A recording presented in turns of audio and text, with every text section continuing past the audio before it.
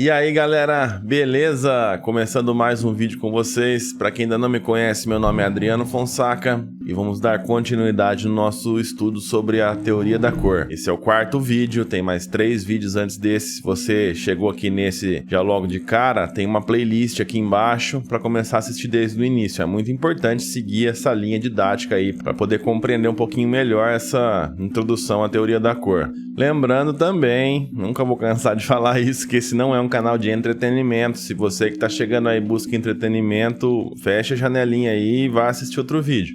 Que é um canal para compartilhar o conhecimento, então vai demorar. Bom, nós já aprendemos que a cor possui aspectos físicos, que é a luz incidindo sobre o objeto, esse objeto refratando, refletindo, absorvendo essa luz.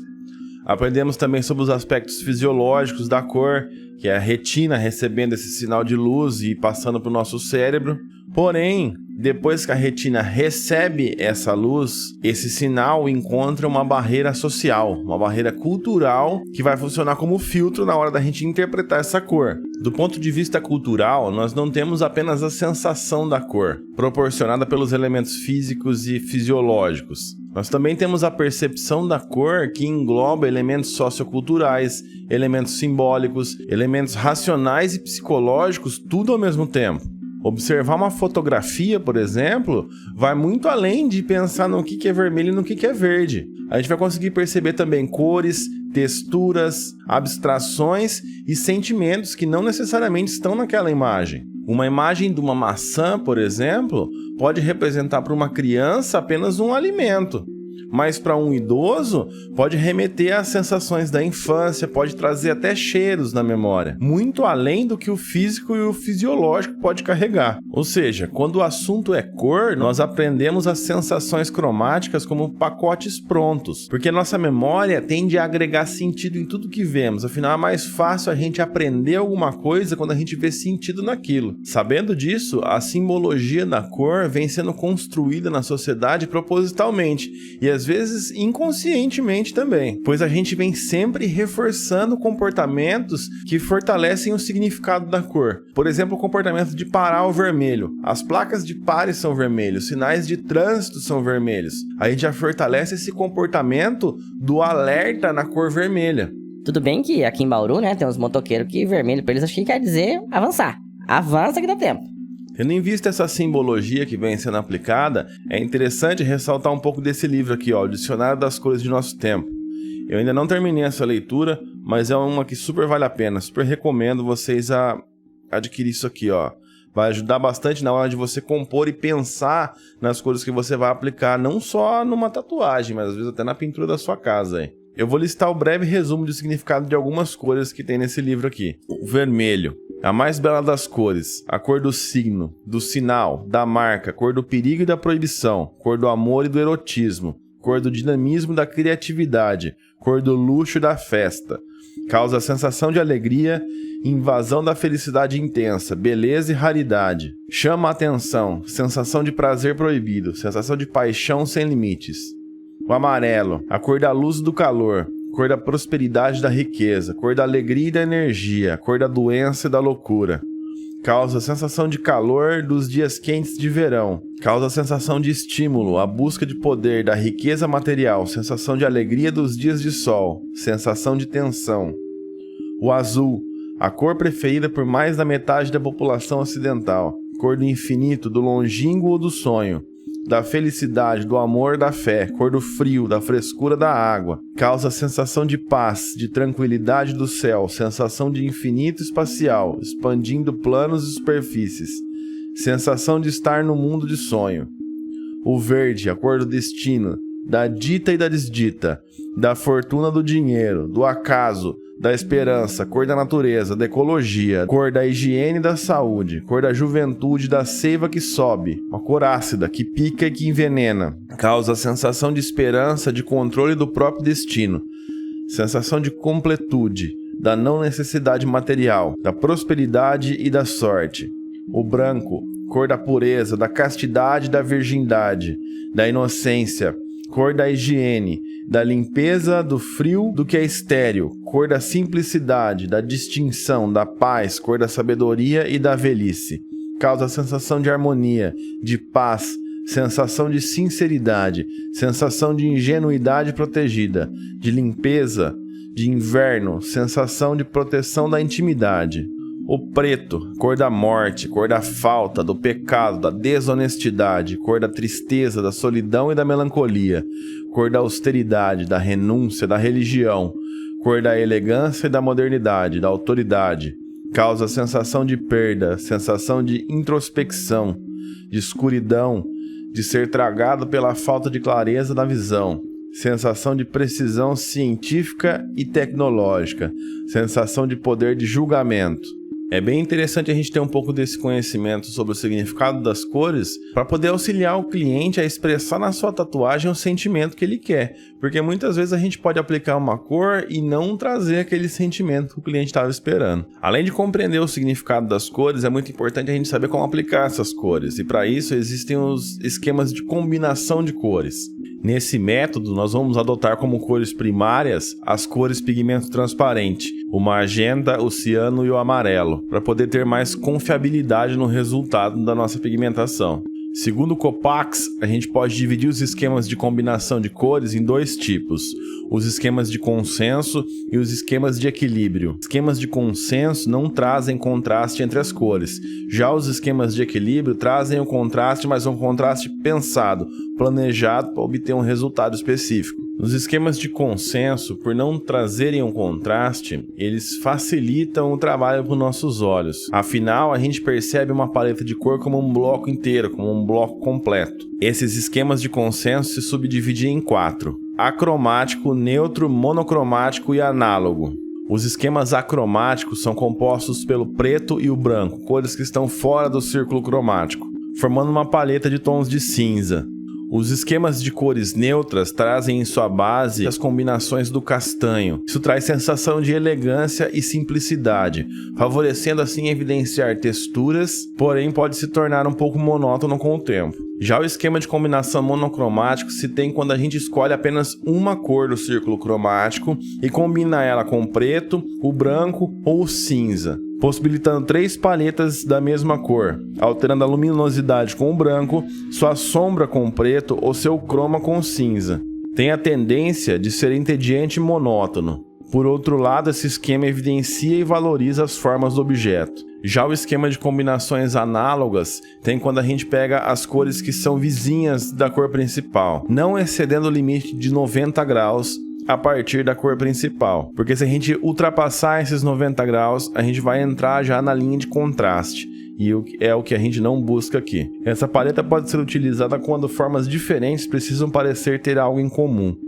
Os esquemas de combinação de cores de equilíbrio buscam promover o contraste equilibrado entre as cores. Esses esquemas são subdivididos em diádicas complementares, diádicas tons rompidos, triádicas assonantes, complementares divididas, esquemas com 4 cores e esquemas com 6 cores. O importante aqui, gente, não é decorar cada nome de cada esquema. Eu tô passando os nomes para vocês porque eu fiz uma pesquisa, fiz um estudo e é interessante você ter esse conhecimento, mas você não precisa se preocupar: ai, nossa, eu vou decorar esse nome maldito. Não precisa, eu tô lendo aqui, ó.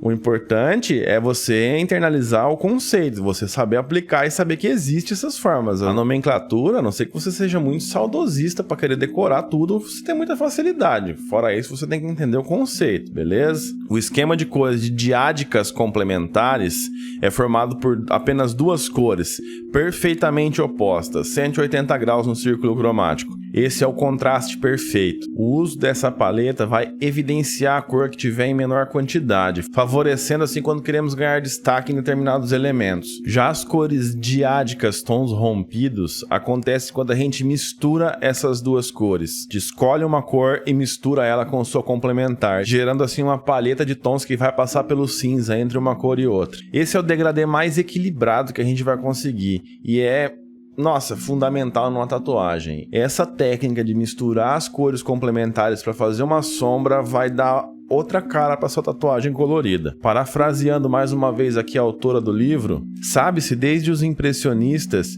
que o preto não existe na natureza, que consequentemente, quando se utiliza o preto para promover as sombras em uma imagem, ela parecerá artificial. A melhor sombra é promovida através da mistura da cor com sua complementar. Deste modo, se uma cor azul ciano necessita de uma sombra para causar a ilusão de tridimensionalidade, a melhor cor para este efeito não é o preto, e sim o vermelho, sua cor complementar. Isto acontece porque a mistura do ciano com o vermelho, cores complementares, resulta em uma extensa paleta de tons rompidos.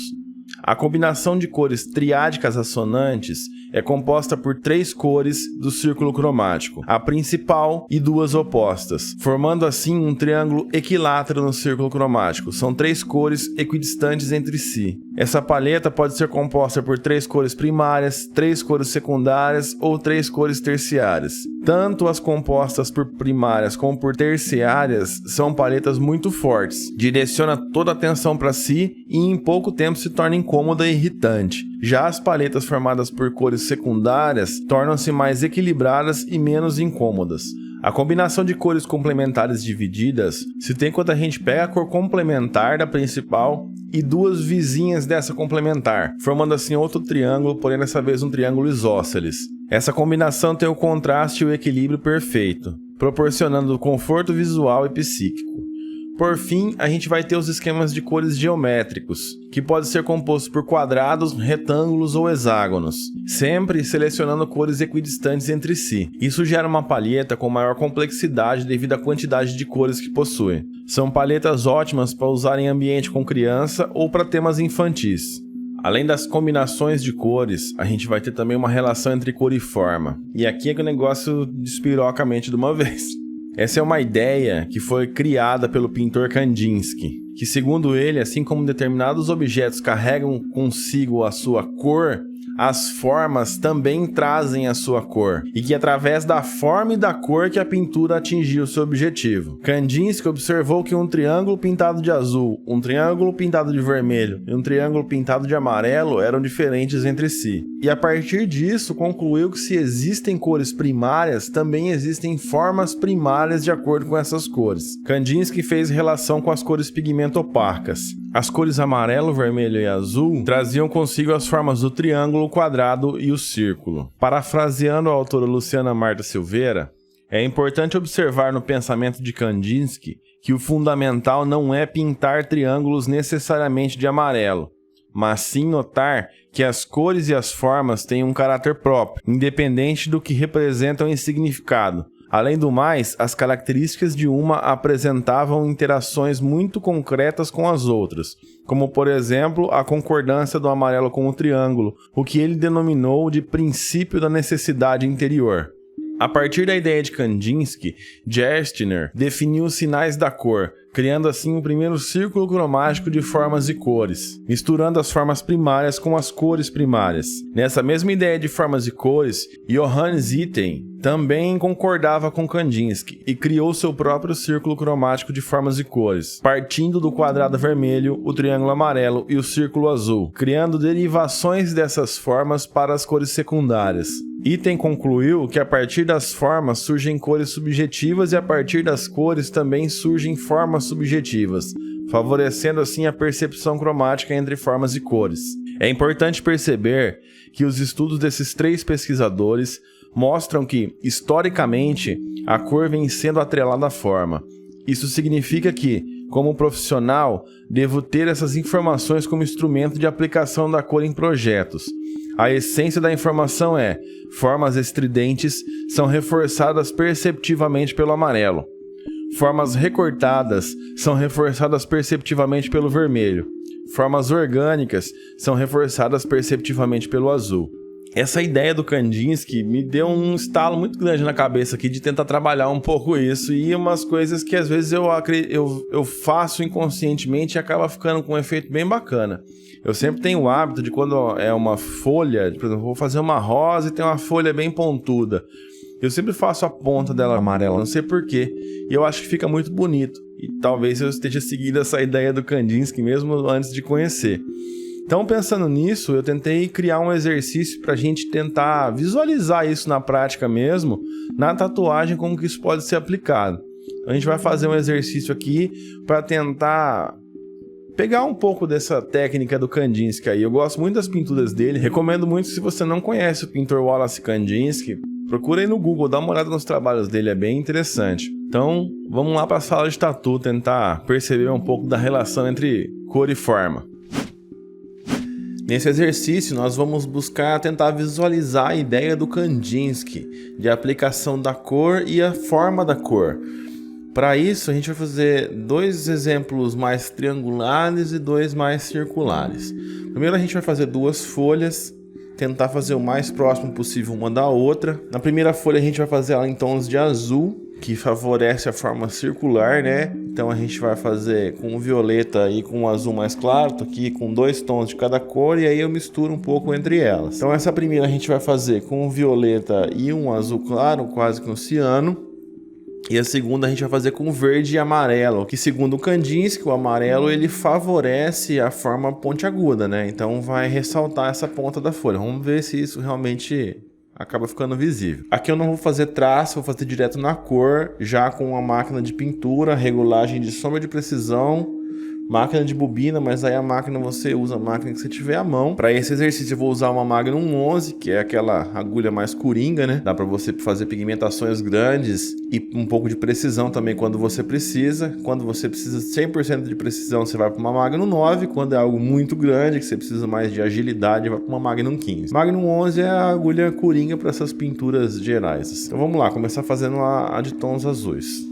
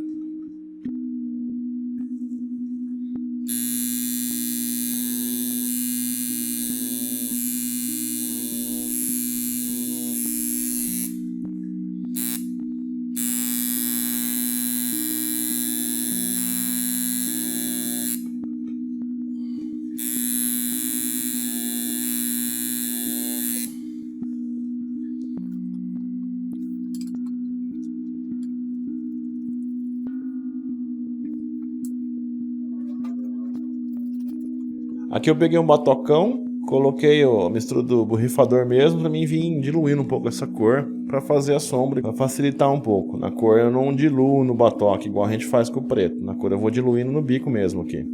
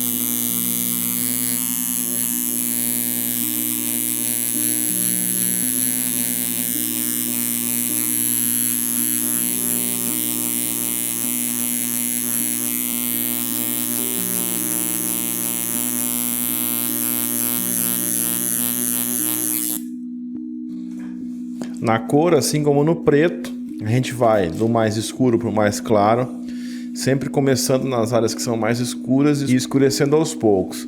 Porque lembrando que a gente sempre pode escurecer mais, mas o clarear depois é muito difícil. Eu tenho um ganchinho aqui pra prender na roupa.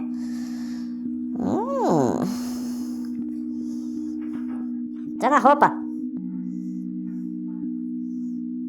Entra na roupa. Pronto, ficou preso. Aí.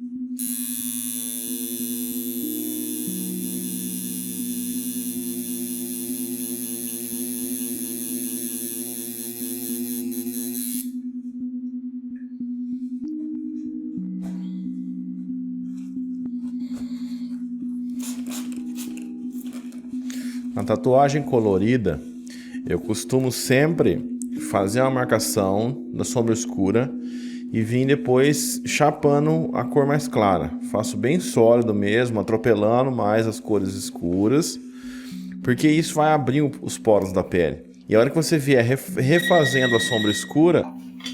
Olha, chegou na cadeira, rapaz. 2000 anos depois. Eu não lembro onde eu tava, mas eu acho que era aqui. Na tatuagem colorida, eu costumo sempre chapar primeiro a base, faço a marcação da sombra com mais escuro, chapo uma base, que isso aqui vai abrir os poros e vai facilitar na hora da gente vir fazendo a sombra mais escura. Provavelmente aqui na pele sintética não vai fazer muita diferença, mas eu sempre faço assim no colorido. Eu pego o tom mais claro e eu já pigmento tudo, porque depois fica mais fácil de você vir escurecendo já com os poros abertos.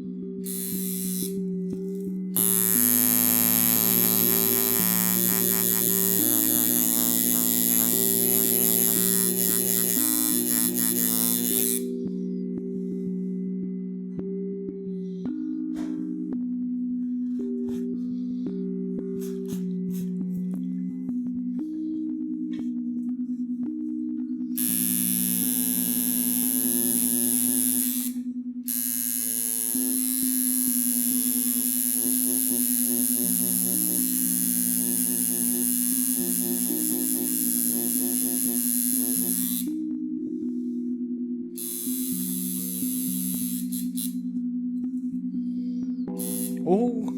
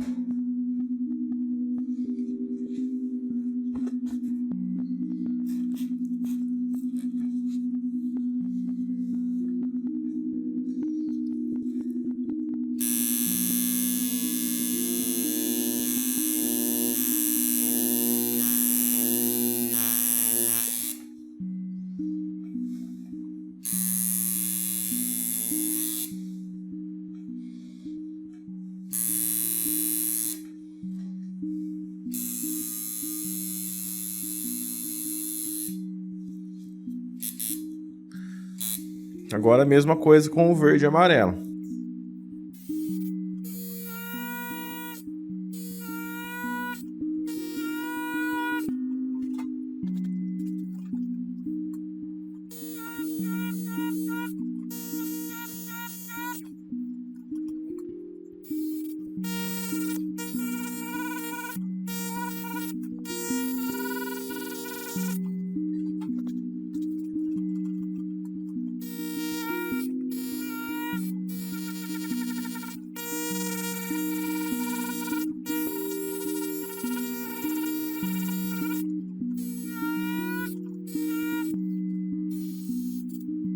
Galera, o verde é uma cor muito ingrata. Na pele humana é muito chato de fazer pegar o verde. Normalmente ele nunca pega, é bem difícil. Você acaba tendo que forçar, acaba machucando. Não é igual ao vermelho, o azul. O que eu sempre faço quando eu vou pintar, principalmente folha, eu sempre coloco amarelo. Mesmo que eu não vá deixar ela com esse aspecto de mais folha seca assim, vai deixar bem verdinha, eu pigmento amarelo primeiro. Isso aí facilita muito pintar o verde na pele humana. Então primeiro faz uma camada de amarelo, depois vem com o verde. Aqui a gente vai fazer porque a gente quer que fique amarelo também, mas eu faço isso sempre. Não só quando eu quero amarelo, quando eu também não quero que apareça amarelo. Se tem um elemento verde, eu vou passar o amarelo, que vai facilitar muito a vida. Faz essa experiência aí.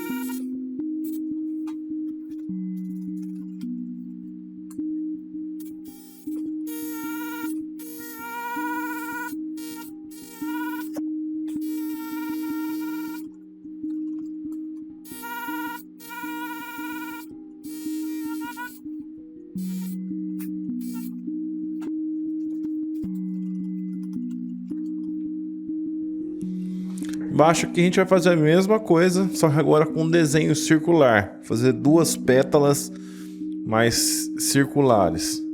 E pintar do mesmo jeito, com violeta esse ano e verde e amarelo.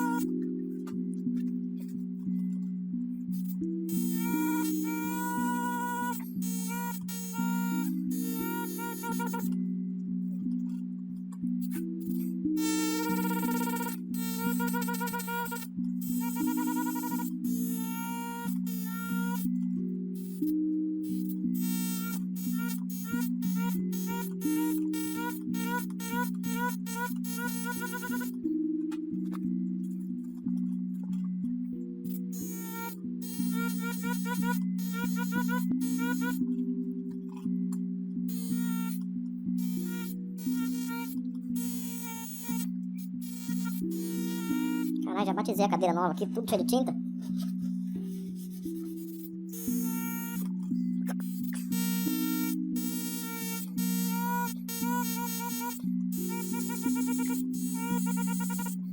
E a mesma coisa aqui no amarelo e verde, sem segredo. Tentar fazer o mais semelhante possível.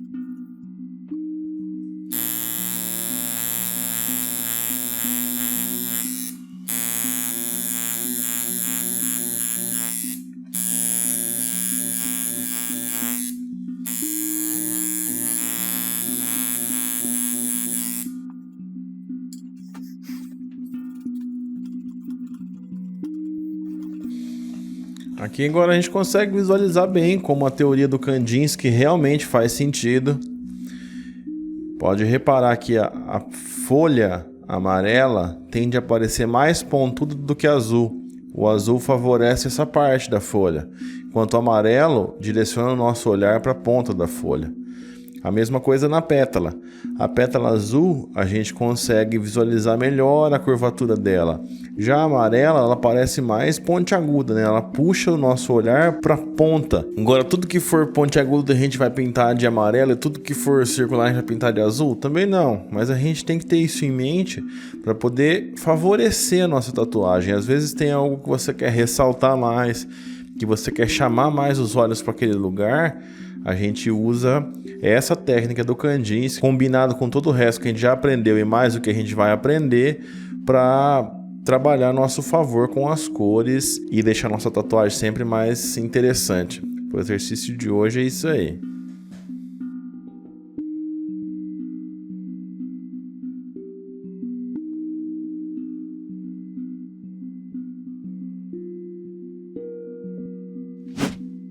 Bem bacana esse exercício, né? De evidenciar o círculo com o azul e o que é pontiagudo com o amarelo. E eu acho que essa é uma técnica bem interessante pra gente começar a aplicar na nossa tatuagem colorida. Bom, galera, esse foi o vídeo de hoje. No próximo e último vídeo a gente vai falar sobre a teoria e a prática. Eu vou trazer um pouco mais desse conceito voltado pra tatuagem, pra depois a gente começar a realmente tatuar na pele e aplicar esse conhecimento que a gente tá aprendendo. Você chegou até aqui, parabéns, você é um vencedor. Espero que você tenha aprendido mais um grãozinho aí na sua ampulheta do conhecimento. Muito obrigado pela atenção, pela paciência. Fique com Krishna. Namastê.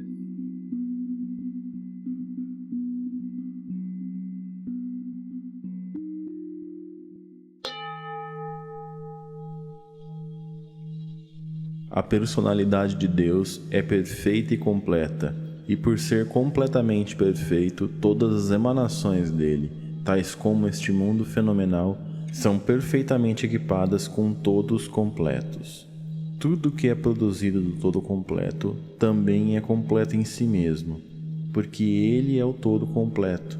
Muito embora muitas unidades completas emanem dele, ele permanece o equilíbrio completo.